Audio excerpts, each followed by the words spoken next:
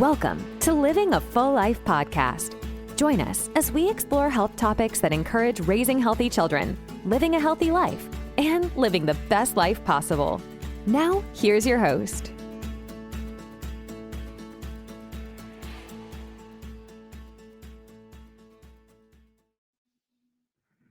Welcome to another episode of Living a Full Life. I'm Dr. Enrico Delcecore, and I'll be your host today. Today's topic, disciplining our children. This one's a tough one, and stay on board for this. And here's a disclaimer to this podcast. As a young parent myself, with young kids, I am no professional when it comes to this. However, I work alongside of a lot of professionals and healthcare workers that I have learned a lot and feel confident enough to do a podcast on this and guide you in the right direction when it comes to parenting your children. And I'm sure you're doing a great job already, but here are some things to reinforce both your mental health when it comes to disciplining kids and what the best ways are from mental health research. I mean, that we know as generations have been raised, both from, the 1920s, the 1950s, the 1970s, the 1990s, the 2020s. We have research showing what is right from wrong and what's the best ways of disciplining our children. So this is more of the what happens when things don't go right, when kids don't listen, when they misbehave, or when they run into trouble. How do we properly discipline them in a healthy way as parents? It's not about choices or how they get to those decisions. This topic is when we have to be confronted with the point of disciplining our children. What do we do? The number one thing, there's going to be a point, about 8 points of today's podcast, and we'll go through them methodically. There's no rush to this one. Positive discipline is where you focus on teaching children right from wrong. That's really where it all comes from. It's your job as a teacher to teach them the right from wrong. That's what they're learning, especially in the early years. And we're talking 4 and up. Before 4, everything is so habitual, everything is so reactive. A 2-year-old will just do things because they don't even know what's right from wrong. They're still trying to figure out how to do it. Does my fist close all the way? Does that sharp object hurt? They're just learning the world around them. So we have to be patient with that. But 4 and up is where we're starting to learn right from wrong. And always saying stop or don't isn't the best way of doing this. So we're teaching them this and helping them develop self-control. It does not involve punishment. That's why this whole thing is talked about positive discipline. We're going to call it positive discipline because when we think about discipline, we think about maybe the way we've been disciplined in the past with things we liked, the things we didn't like. And we also have opinions on how we've been disciplined in the past growing up from our parents. I have European parents born in the 50s. My dad was born in 1945, but in the post-World War II, right, from Europe. A little bit different, a little bit more strict, never physical, never, ever, ever physical, but very, very strict, very emotional discipline. Now, I can look back and sometimes be like, okay, I can see why they did it like that. Maybe it was a good thing. And what I've learned now, maybe some things can hurt for the rest of your life. So when we talk about positive discipline, it does not involve punishment. That's the difference.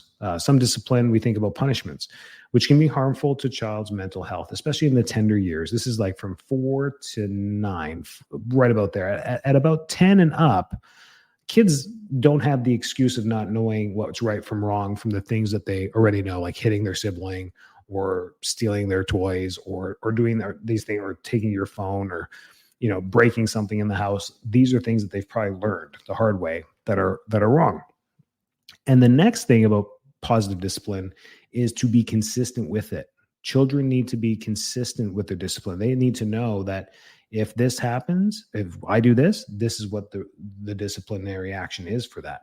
They need to know what to expect when they misbehave. And it has to be consistent. You can't just let it go sometimes and then not do it other times, or be disciplinary sometimes and let that behavior go other times. Every time they do it, it has to be the same discipline.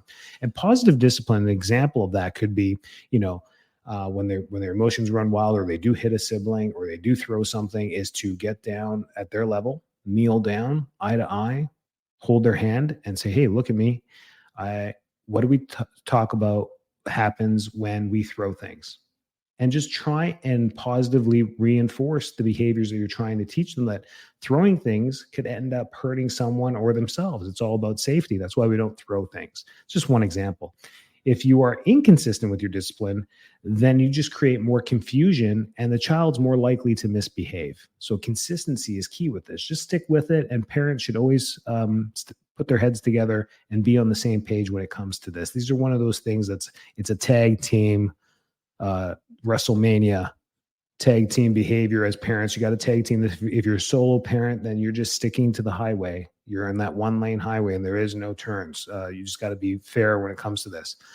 And discipline should always be fair and reasonable. Children should understand why they're being disciplined, and the consequences should be proportionate for their misbehavior. So it's not always the same consequence that happens for depending on what the behavior is. Maybe they threw a shoe across the room. Is very different than throwing a sharp object or using profanity, or, you may have different levels of discipline or consequences as far as whatever the consequences should be to the misbehavior that happened. So you may have different levels of that, but you always stick to that. So the more serious it is, and always leave something as far as consequences in your back pocket for the next thing that could be more severe. So if the consequence was, that's it, you're losing your tablet for the rest of the day, or the week, or whatever, maybe, I don't know where you're at with that, but you take that away from them, they're not allowed to use it, you stick with it. You don't just give it to them, 3 hours later, you stick with it. But if something worse happens, what's the consequence to that? Do you up the 1 day to 1 week? Do they lose that for a whole month? And where does the effect come in after so much? A 6-year-old losing their tablet for a day is a big thing. Losing it for an entire week could be tough on you.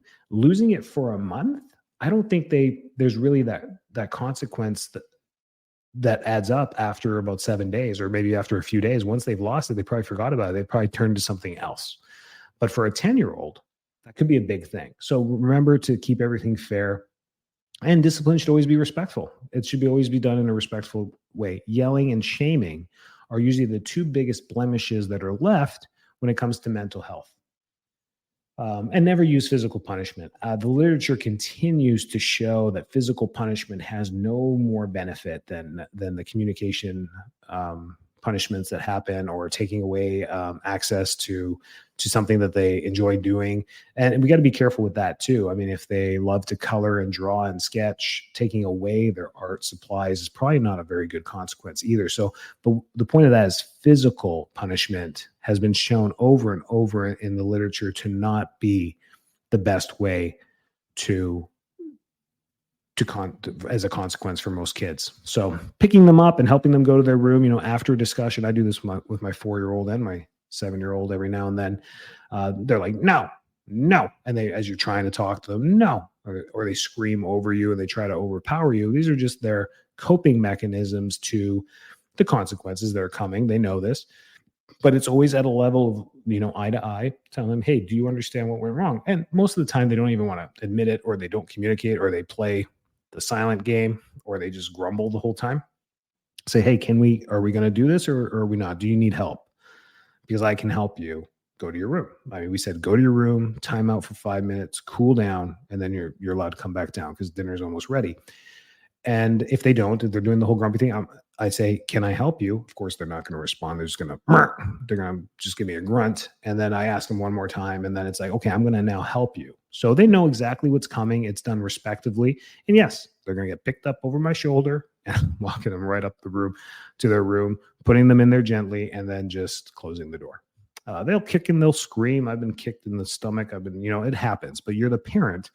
And it's not a combative thing that's happening. You're going to win if you get into combat with your kids. I don't know. My 9-year-old, I think she could beat me up now. So maybe not. But anyways.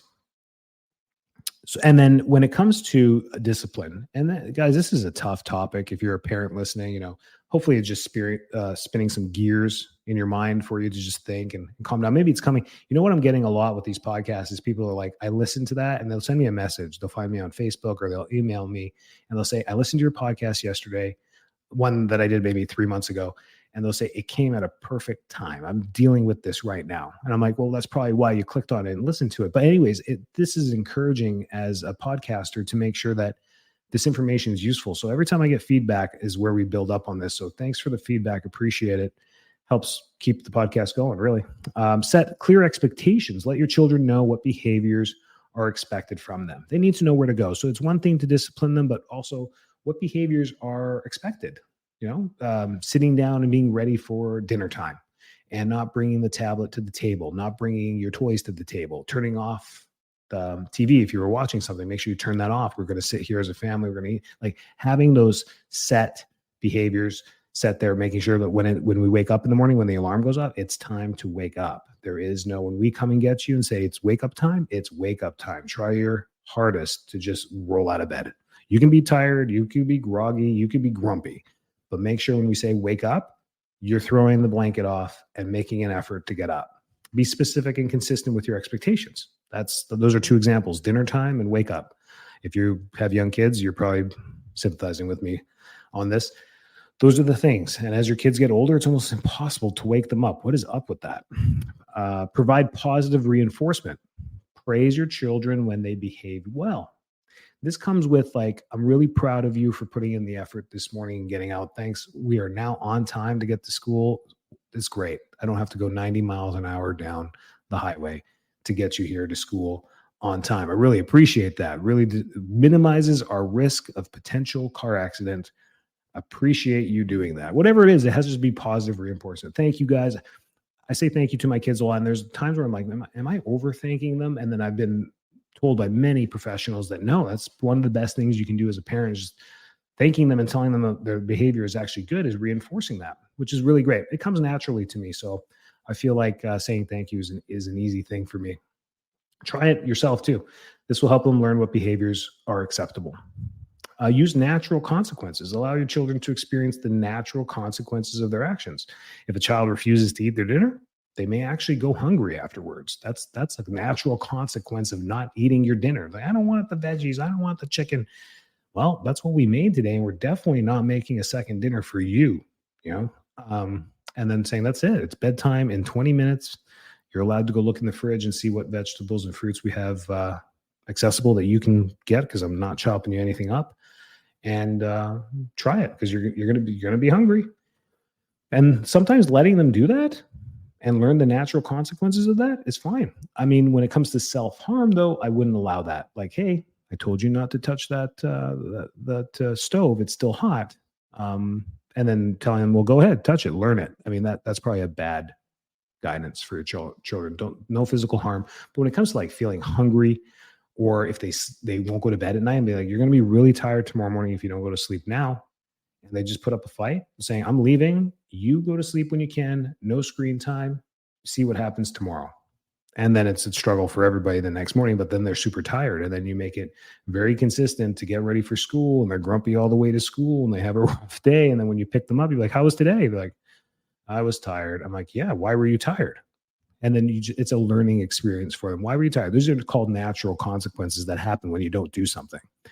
If you don't, as parents and as adults, you've learned the natural consequences. What happens when you get into the bourbon around Christmas time? How do you feel the next morning? Not good, right?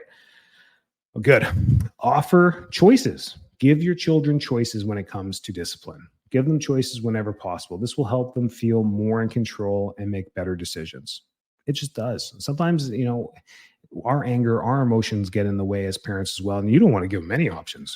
You want to throw them in a jail cell and throw away the key. I get it. But it's sometimes just giving those options puts the dynamic of power back into your hands as a parent and gives them the option. So now they're like, okay, A or B.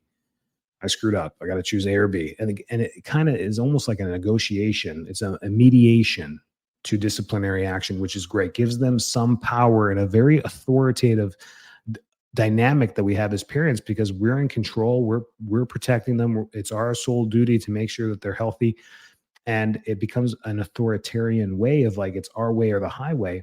Sometimes giving them options deflects that, and it makes it more of a, hey, okay, well, now I've got some options. I either go to my room for 10 minutes and cool down, or I can go sit outside with the dog and kind of chill out in the backyard. give them some options when it comes to their downtime. Offer choices. Timeouts can be an effective way to help children calm down and reflect on the behavior. That age group from 4 to 9 that we're talking about right there, timeouts actually do still work. They can reflect on their behavior. Getting a 2 or 3-year-old to go sit in the corner for 2 minutes is a feat. However, teaching that discipline early on, you can do that as early as 1 or 2. I mean, you could start doing timeouts, and timeouts may start out for a 1-year-old. Hey, you got to sit there for 1 minute. They may learn the dynamics of time, of sitting there in a corner doing nothing for 60 seconds. Could be an eternity for a 2-year-old, right? However, it's important to use timeouts in a positive way. Try not to use them as punishment. So that's keep them involved in what you're doing. If you're cooking dinner for the night, you're not putting them in a secluded room. They get to sit in the corner. Hey, timeout. Your behavior is not good right now. Come over here. And it doesn't always have to be a bad thing. Maybe it's come here, help me chop up the cucumber. You give them a butter knife. They try and chop up the cucumber.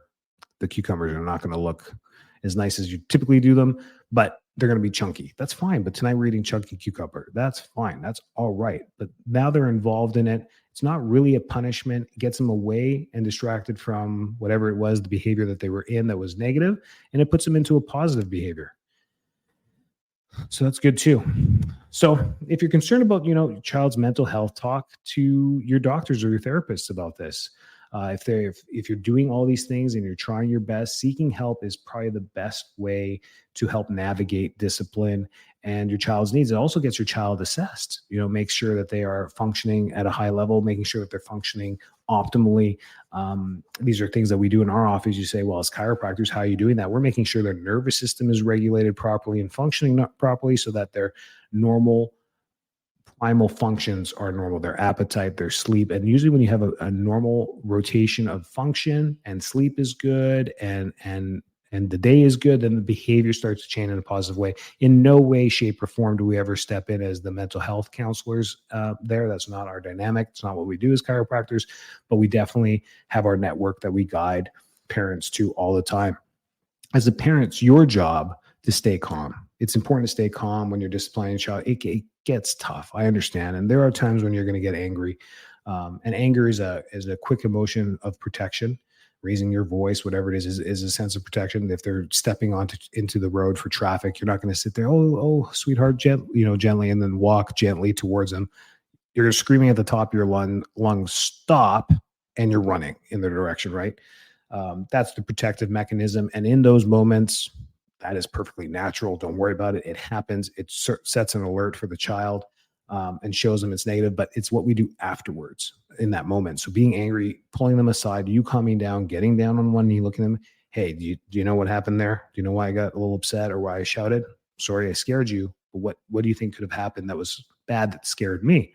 Your child will know because you've taught them many times to look both ways and not step onto the road. Always listen to your child. Give your child a chance to explain their behavior before you discipline them. Just explain what's happening, and the consequences can still follow through. This will just help you understand why they misbehaved and choose the best disciplinary response. Sometimes your children want to give you feedback immediately. I'm sorry I did that, mommy. I was thinking this. And you're like, oh, you didn't even cross your mind that was what was going through their mind. You thought they were just being retaliative. Or sometimes you don't know the full story. That happens. I have 3 girls, and they're close in age. And somebody screams and you automatically default to the middle child. You're like, yeah, she's doing this.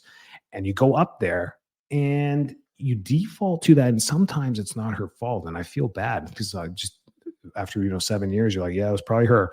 And you go up there and it wasn't. And I always give her a chance to defend herself. And it's pretty straightforward now. We have such a good relationship that she won't be able to tell me much, or she'll just start laughing. That is just admission of guilt immediately. I figured it out. We got this. And she can't really escape it because she starts laughing. But if she's like, no, wait, now I really listen to her because we used to just cut her off, and she will explain the entire situation, usually sided in her favor, but at least we get both sides. And then you learn something. She took my stuff and she kicked me and she did this. And then I ended up locking her in her room. And then that's when you heard the screaming, Dad. I'm like, oh, there's a lot of things that led up to that. Okay, let me talk to your younger sister and see what's going on there. So that's what happens there. So, and avoid labels. Don't label your children as bad, disobedient, horrible, difficult.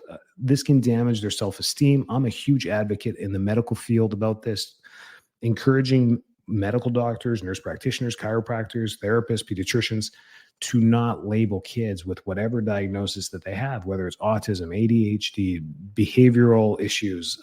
Giving them the textbook definition of what's happening ingrains this into their self-esteem. They don't need to know this. So in our office, whenever we confirm something or agree with a diagnosis, the child's helped. We usually set them off with mom or dad, and then we just keep mom or dad, the other parent, back for a second. Like, hey, can I talk to you, Stacey? I actually agree with what you came in. I think there is a component of ADHD for sure. The behavioral component obviously is correlated. However, this is workable if we do these things together and you do these things at home. I really think you can see some improvement over the next little while. But let's not use ADHD in there. Let's not give them the power or the crippling effect of that diagnosis. And I just teach them, labeling them just makes things worse. And the statistics show this. Kids with labeled with ADHD before the age of 7 have a higher use of substance abuse, a higher use of mood disorders, and a very high 50% of them have a anxiety disorder with this. And it's related to maybe having that crutch of the diagnosis going through school. So these things are important too. And then focus on the behavior, not the child, right? Focus on what they've done so it can become a teaching moment, specific behavior that they misbehaved, not the child themselves. Just, saying you're bad. Don't tell them that. Saying hitting your sister is not okay. That's more of a conscious thing that you can do as a parent. It's like nothing, they're not bad. They're not doing, they're not doing bad things. It's just that hitting others is not okay. So it's a teaching moment, and show love and support. Let your child know that you love and support them through the thick and the thin, through the good and the bad.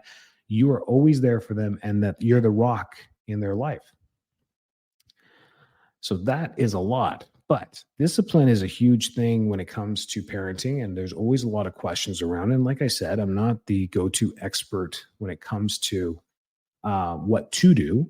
But definitely this podcast was to show you, what to probably avoid and what to focus on as a parent so that you can be the best advocate for your kids. And your goal as a parent is not to be their best friend. It's to be the best person in their life. So when they look back, you are the role model that they remember for the rest of their life, that they go to.